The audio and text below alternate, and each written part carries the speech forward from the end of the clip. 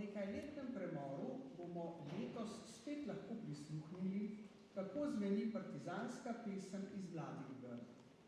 Saj so za nastop že pripravljeni pevci z Cankarja. To ime si je namreč nadela skupina otrok z osnovne šole Ivana Cankarja Trbovlje. Na šoli sicer deluje tudi uradni šolski zbor, toda ob takih priložnostih, kot je današnji praznik partizanske pesmi, se mu pridružijo tudi drugi učenci, ki niso člani zbora, a zelo radi prepevajo partizanske pesmi. Zaupali so mi, da njihovo petje ni vedno ubrano, a pojejo iz srca.